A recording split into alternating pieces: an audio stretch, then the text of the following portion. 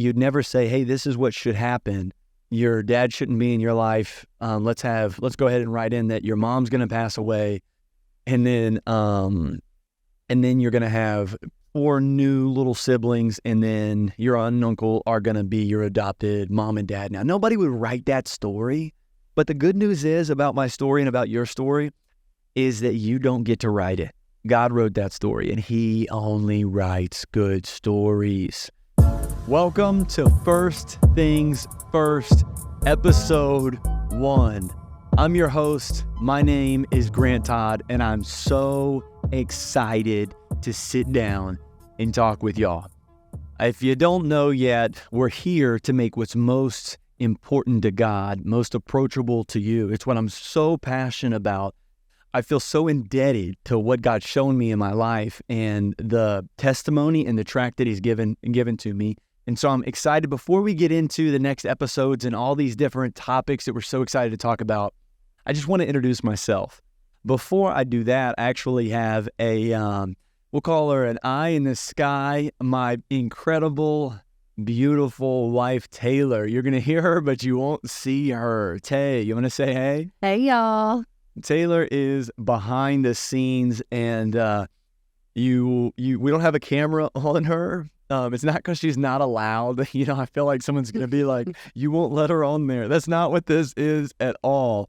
But she keeps me grounded in way more ways than one. Taylor keeps me sane. She helps make sense of so many things for me. And so, one of the things that she does so well is, for me as a pastor, sometimes I'll be venting about something around the house and I'm like, oh, if we just did this or whatever it is.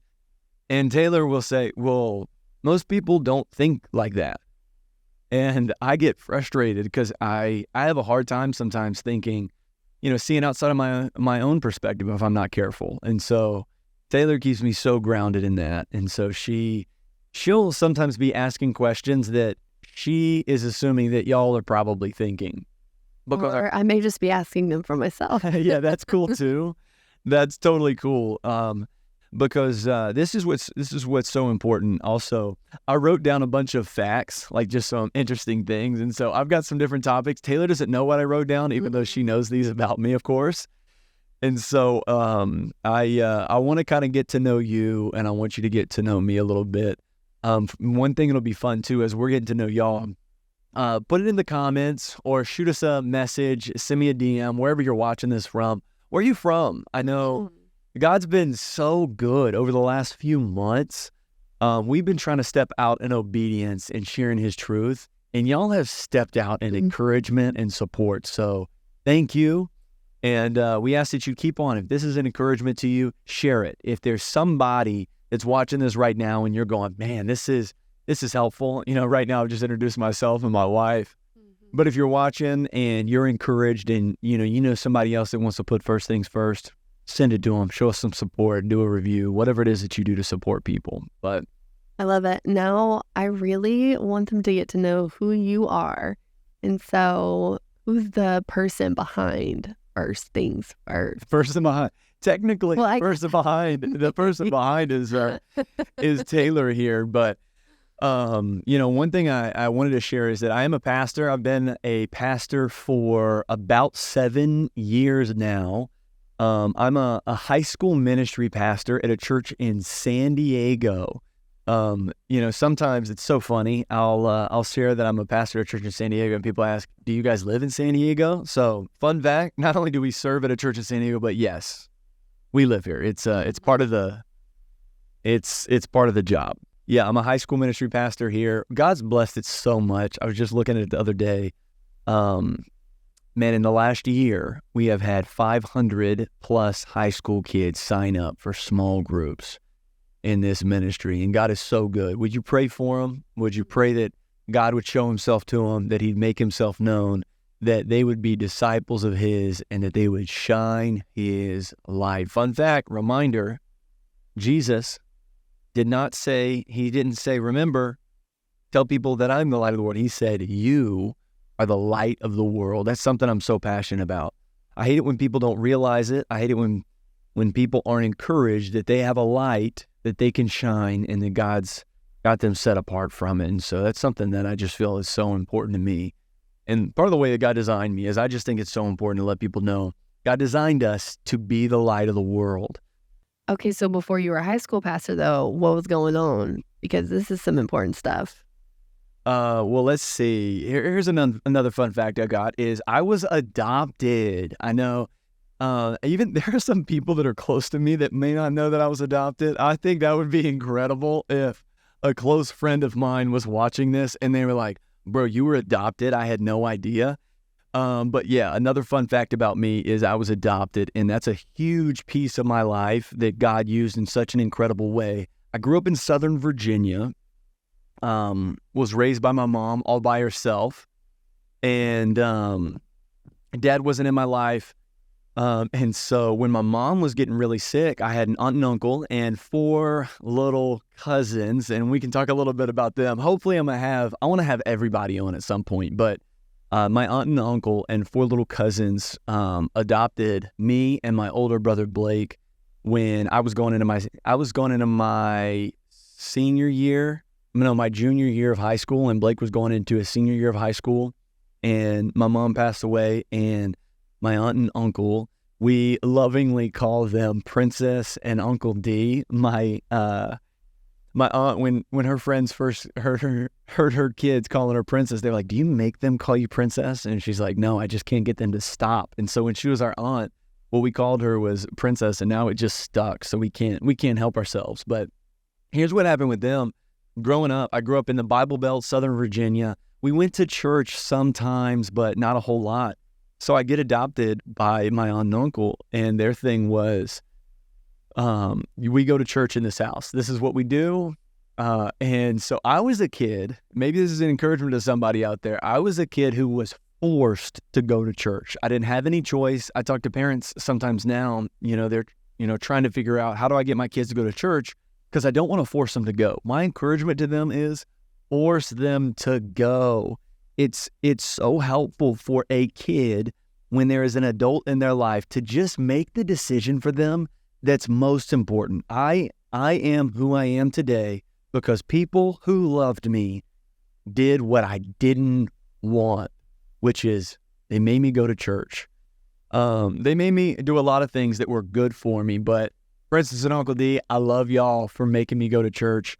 I got to give a little shout out to Blake. We grew up together, so he knows I love him too.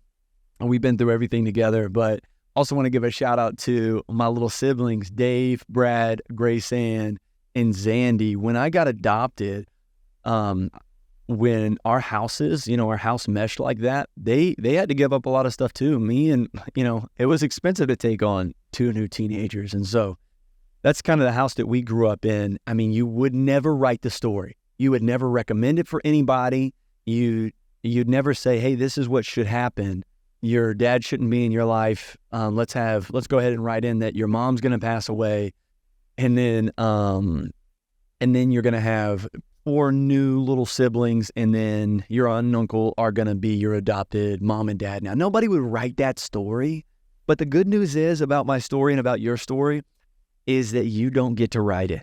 God wrote that story, and he only writes good stories. You feel like that's helpful, Tay? That's good. Because in that amazing, hard, but beautiful story, you have a call to ministry. And I think you should tell them about that. So I'm forced to go to church as a high school kid, adopted by my aunt and uncle, trying to put on a good face, if I'm being honest, acting like, yeah, I wanted to go to church too. And so I am forced to go to this high school ministry. It's a fun fact. This is actually the high school ministry I'm currently the pastor of now, but I'm forced to go in. Shout out. Can we just take that for a second? That's crazy. It is circle. The most full circle. God writes stories. You cannot convince me otherwise. It's crazy. It's the most bizarre thing. I walked in this room. I mean, it looked cool. I was not about it. I could not have been less interested in going to church. I couldn't have been less interested in youth group, high school ministry. I just had no interest in it whatsoever. So I walk in. Unfortunately for me, there were tons of people there who cared about me and loved me. And so, darn it, I I felt like I belonged, Another shout out is my high school pastor at the time. His name's Troy Lehman. And that guy just made me know they love me and there was a place for me in God's house. And so I'm forced over and over. Hey, guess what? 9 a.m. we're going to church. We're going to church at 9 a.m. And I'm sitting there groggy, dust in my eyes in the morning or whatever. Over time, I finally end up giving my life to the Lord. And I'm sitting in there. I'm a high school kid. I've given my life to the Lord. My mom died. My dad's not in my life. And I'm going, what in the world does God want in my life? And I'm sitting in that dang youth group that I was forced to go to again. And as I'm sitting in there, I look up and I'm praying to God as a pastor's preaching. And like a ton of bricks, God put that on my heart. That's what I want you to do. I want you to make sense of God to people. And this idea that I didn't articulate until, past year or so, but make what's most important to God, most approachable to people, to help people just like I was, unsuspecting, not knowing what God wanted in my life. What God was putting on my heart right then as a kid in high school was, I want you to do this. I created you to do this. I've got big plans for you to do this in ways that you can never even imagine. And so it didn't start off as something that I felt like I was good at. It didn't start off as something I was excited about. My number one fear in my life when I was called to be a pastor was talking in front of somebody.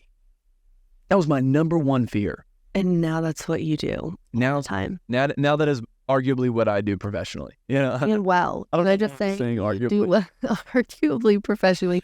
Arguably, I'm a professional communicator. Okay, but isn't that just another testament of something where God can take something we are so afraid of? Yeah. And he uses that? Yeah. Like you do that for a living now. Yeah.